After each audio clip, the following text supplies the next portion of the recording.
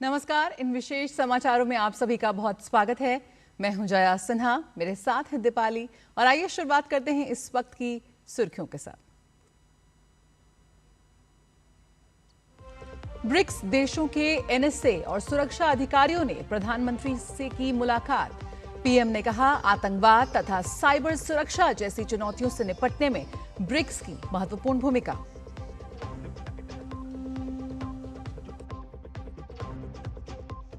विदेश मंत्री doctor S Jaishankar आज मंगोलिया के बाद दक्षिण कोरिया की यात्रा पर। मंगोलियाई समकक्ष के साथ आपसी सहयोग बढ़ाने पर होगी चर्चा।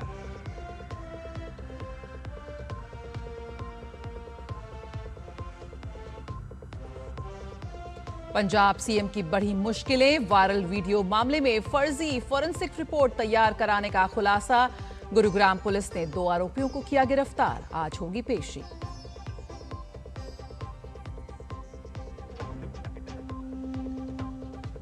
डोनाल्ड ट्रंप को बड़ा झटका, अमेरिकी सीनेट से ईरान युद्ध रोकने का प्रस्ताव पारित। कई रिपब्लिकन सांसदों ने भी बदला पाला।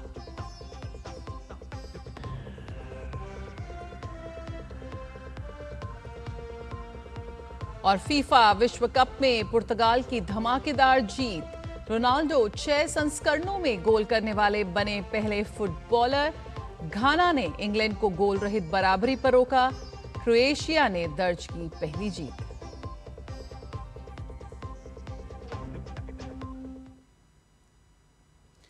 ब्रिक्स देशों के राष्ट्रीय सुरक्षा सलाहकारों और वरिष्ठ सुरक्षा अधिकारियों ने मंगलवार को प्रधानमंत्री नरेंद्र मोदी से मुलाकात की। प्रधानमंत्री ने कहा कि बदलते वैश्विक परिदृश्य में ब्रिक्स की भूमिका और अधिक महत्वपूर्ण हो गई है। साथ ही आतंकवाद, साइबर सुरक्षा और उभरती प्रौद्योगिकियों जैसी साझा चुनौतियों से निपटने के लिए सदस्य देशों के बीच सुरक्षा सहयोग को और गहरा करने की आवश्यकता है। सोशल मीडिया मंच एक्स पर प्रधानमंत्री मोदी ने कहा कि भारत की ब्रिक्स अध्यक्षता व्यवहारिक सहयोग को आगे बढ़ाने, ग्लोबल साउथ की प्राथमिकताओं को समर्थन देने और दुनिया को अधिक सुरक्षित, संरक्षित तथा समावेशी बनाने में योगदान देने पर केंद्रित होगी।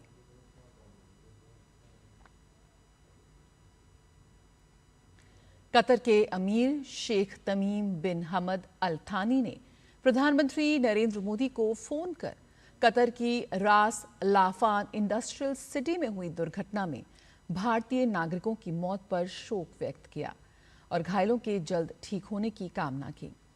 प्रधानमंत्री नरेंद्र मोदी ने प्रभावित परिवारों के प्रति सहानुभूति व्यक्त करने के लिए कतर के अमीर को धन्यवाद दिया और घायलों को तुरंत चिकित्सा सहायता उपलब्ध कराने के लिए उनकी सराहना की।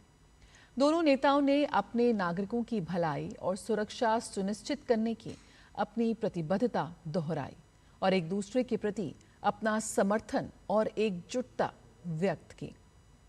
पश्चिम एशिया की स्थिति पर चर्चा करते हुए प्रधानमंत्री ने शांति प्रयासों में कतर के सकारात्मक योगदान की सराहना की। साथ ही उम्मीद जताई कि इससे क्षेत्र में स्थायी शांति और स्थिरता आएगी। साथ ही दोनों नेताओं ने सभी क्षेत्रों में द्विपक्षीय सहयोग बढ़ाने की अपनी प्रतिबद्धता भी दोहराई और आपस में करीबी संपर्क बनाए रखने पर सहमत हुए। विदेश मंत्री डॉक्टर एस जयशंकर आज से दक्षिण कोरिया की यात्रा पर रहेंगे। अपनी इस 2 दिवसीय यात्रा पर विदेश मंत्री दक्षिण कोरिया के अपने समकक्ष चो ह्यून से मिलेंगे। साथ ही विदेश मंत्री डॉक्टर जयशंकर कोरिया के जेजू में आयोजित जेजू शांति और समृद्धि मंच में भी शामिल होंगे, जहां वो मुख्य भाषण देंगे।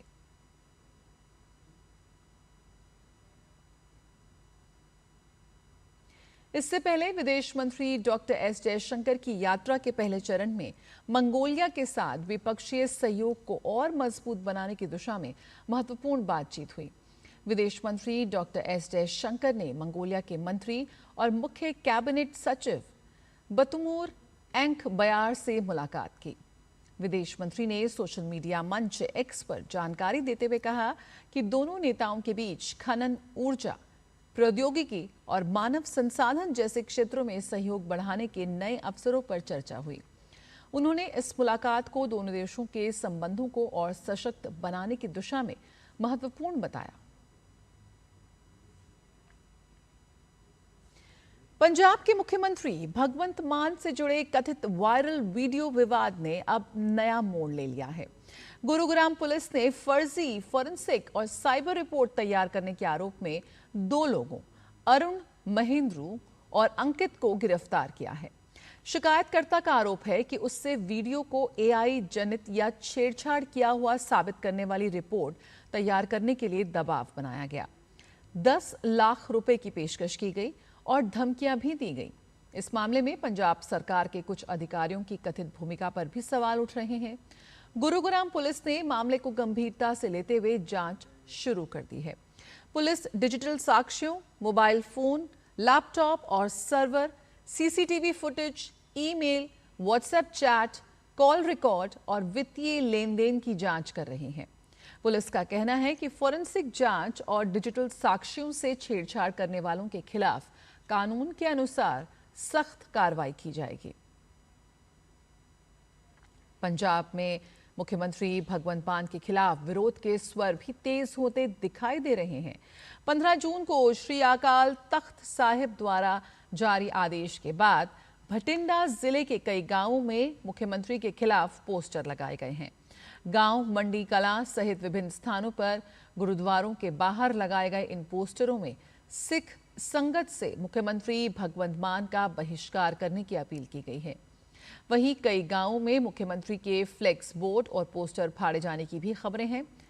बताया जा रहा है कि ये पोस्टर शिरोमणि अकाली दल की ओर से लगाए गए हैं। इस घटनाक्रम के बाद राज्य की सियासत में एक बार फिर हलचल तेज हो गई है।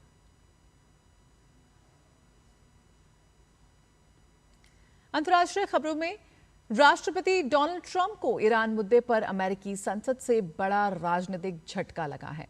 अमेरिकी कांग्रेस ने राष्ट्रपति डोनाल्ड ट्रंप को ईरान के खिलाफ सैन्य कार्रवाई रोकने का निर्देश देने वाला प्रस्ताव पारित कर दिया है। सीनेट में यह प्रस्ताव 50 के मुकाबले 48 मतों से पारित हुआ। इससे पहले इसी महीने इस प्रस्ताव प्रतिनिधि सभा से ही मंजूरी मिल चुकी है। मतदान के दौरान 4 रिपब्लिकन सांसदों ने भी डेमोक्रेट सदस्यों का साथ दिया। हालांकि व्हाइट हाउस ने इस मतदान को महत्वहीन बताते हुए कहा कि प्रस्ताव राष्ट्रपति के हस्ताक्षर के लिए नहीं जाता, इसलिए इसका कोई कानूनी प्रभाव नहीं है। वहीं कानूनी विशेषज्ञों का मानना है कि प्रस्ताव की संवैधानिक वैधता को लेकर अंतिम फैसला अदालतों में हो सकता है।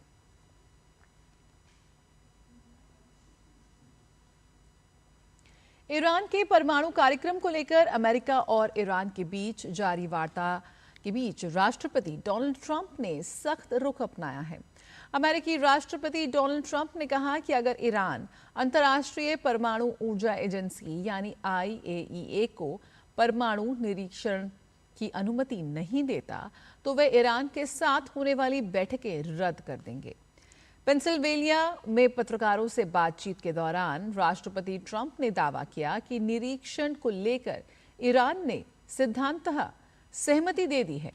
उन्होंने ये भी दावा किया कि ईरान के साथ वार्ता सकारात्मक दिशा में आगे बढ़ रही है और दोनों पक्षों के बीच समझौते की संभावना बनी हुई है। बात करें फुटबॉल फीवर की तो फुटबॉल के महान खिलाड़ी क्रिस्टियानो रोनाल्डो ने एक और ऐतिहासिक उपलब्धि अपने नाम कर ली है। 41 वर्षीय रोनाल्डो ने उज्बेकिस्तान के खिलाफ शानदार प्रदर्शन करते हुए 2 गोल दागे और पुर्तगाल को 5-0 की बड़ी जीत दिलाई। इसी के साथ वे 6 अलग अलग फीफा वर्ल्ड कप में गोल करने वाले दुनिया के पहले खिलाड़ी बन गए हैं। इसी के साथ वो विश्व कप में गोल करने वाले दूसरे सबसे उम्रदराज खिलाड़ी भी बन गए।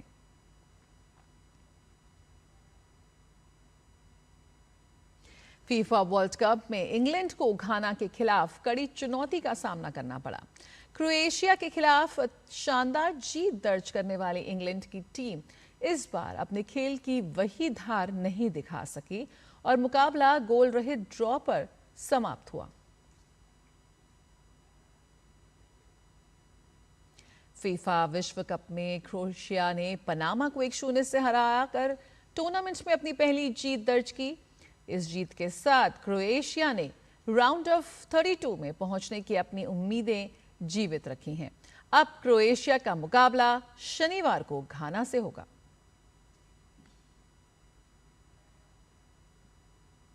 इसी के साथ इन विशेष समाचारों में इतना ही। मुझे और दीपाली को दीजिए इजाजत। नमस्कार।